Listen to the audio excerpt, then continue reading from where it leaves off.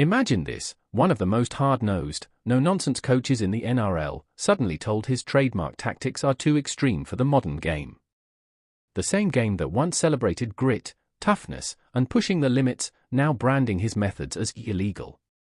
Michael Maguire, a coach who built his reputation on discipline and relentlessness, finds himself at the center of a rugby league storm. But here's the kicker: the ban on his tactics might just be hiding a much bigger story. Before we unpack this wild controversy, make sure you hit that subscribe button and join us here on Aussie NRL Updates, your home for the most dramatic, unfiltered stories in the game. Michael Maguire has always been more than just a coach. To his players, he's a general. To his critics, he's ruthless. To his fans, he's a master tactician who squeezes every drop of effort out of his squad. Back in his early days with South Sydney, Maguire instilled one principle: no shortcuts. His training sessions were infamous. Players would talk about Maj camps where exhaustion wasn't just expected, it was demanded. Full contact, high-intensity drills that blurred the line between training and war games. But here's the twist: those methods worked. In 2014, Maguire's South Sydney Rabbitohs stormed to their first premiership in 43 years. Fans called him a savior. Players, at least in public, credited his unforgiving style as the difference. So how did a man once praised for his toughness suddenly see his tactics banned? Word started spreading around the league that Maguire's defensive drills were too close to wrestling techniques. Players were being trained to use hip drops, crusher-style pressure, and prolonged wrestle holds, the very tactics the NRL has been desperately trying to erase from the game. Now, Maguire isn't stupid. He knows the rulebook better than most. But here's where the controversy explodes. Insiders claim Maguire found loopholes, ways to drill his players in high-contact, borderline illegal moves, just without officially naming them. Think of it as the dark arts of rugby league. The NRL, already under pressure to protect players from spinal injuries and concussions, reportedly stepped in. Meetings were held. Complaints were made. And suddenly, whispers turned into reality: Maguire's defensive training tactics had been banned. But banned by who? Was it the NRL, the clubs, or the players themselves revolting? This is where things take a dramatic turn. Former players began speaking off the record. Some described Maguire's camps as a career-shortening. One even suggested that certain drills deliberately pushed players into dangerous positions, the type of contact that, if repeated in matches, could easily end a career. Yet at the same time, others swore by it. They claimed Maj's training prepared them better than any other coach. They felt invincible, sharper, hungrier. This split is what makes the story so gripping. Imagine being a young player. Do you embrace the pain and risk, hoping it makes you a champion? Or do you rebel, knowing your body might not survive it? The NRL has spent the last 5 years battling a public relations nightmare around safety. Concussion lawsuits, brutal injuries, and criticism from fans about the softening of the game. They walk a fine line, keep the game tough enough to entertain, but safe enough to avoid lawsuits and tragedy. Enter Michael Maguire, a coach whose tactics straddle that very line. To the NRL, banning his drills sends a message: the game is changing, and no one, not even a premiership-winning coach, is above the rules. But here's the cliffhanger: if the league truly believes in player safety, why did it take so long to crack down on these tactics? Why only now? And why target Maguire so specifically? Some fans believe Maguire is being singled out. That his old-school approach made him an easy target for the NRL's player welfare campaign. Others think rival coaches pushed for the crackdown, jealous of the defensive toughness his sides were building. Could it be that Maguire wasn't breaking the rules at all, just bending them better than anyone else? And if that's the case, is this really about safety, or about keeping the playing field level? For Maguire, the ban cuts deep. He built his career on discipline, toughness, and teaching his players to endure what others couldn't. To strip that away is to strip away part of his identity. Sources close to him suggest he feels betrayed, not just by the league, but by the very game he's dedicated his life to. Imagine spending decades perfecting your methods, only to be told they're no longer welcome. This isn't just a tactical ban. It's personal. We're only halfway through this bombshell story, and it's about to get even more explosive. Because what comes next? Allegations that Maguire's tactics didn't just change the way teams trained, they may have influenced actual on-field controversies, refereeing calls, and even the outcome of key matches. Stick around, because in part 2 we'll dive deep into the ripple effect of this ban, and why Michael Maguire's fight with the NRL could change rugby league forever. And hey, if you're loving this breakdown, hit that like button and subscribe right now to Aussie NRL updates. You don't want to miss the second half of this story. So we've uncovered how Michael Maguire's trademark tactics were banned, accused of pushing the limits, flirting with danger, and forcing the NRL to step in.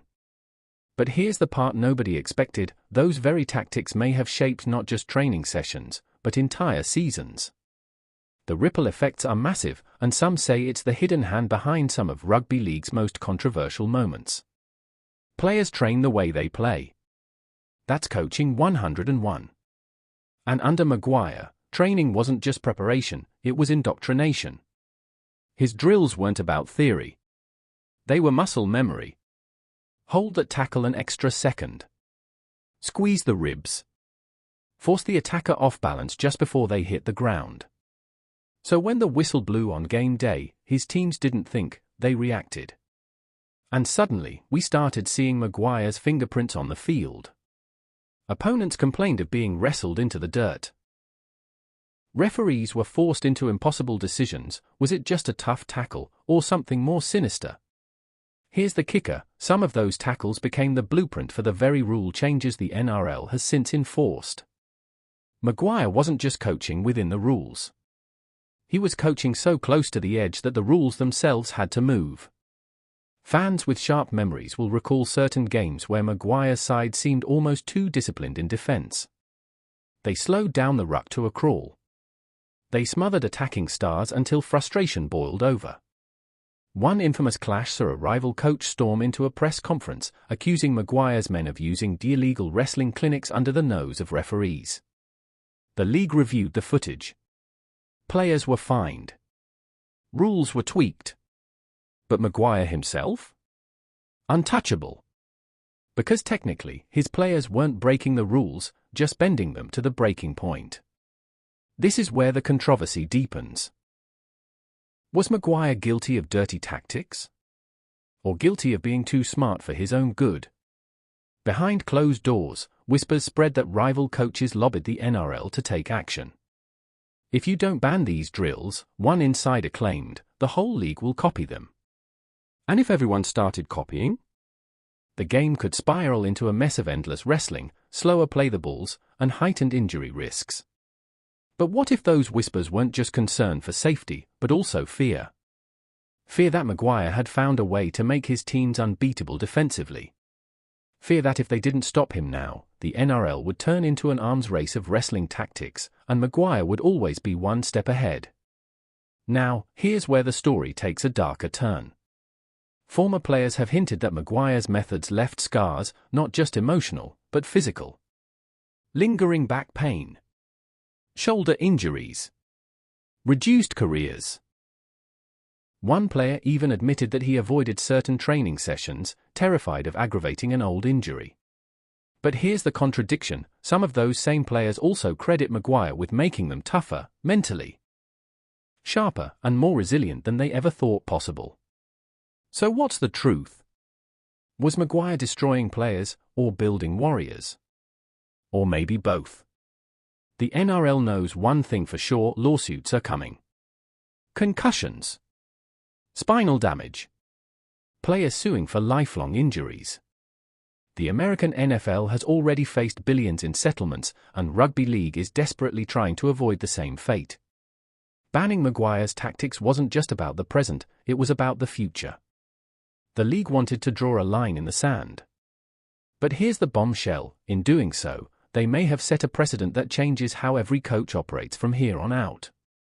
Because if Maguire's defensive drills are banned today, what's next?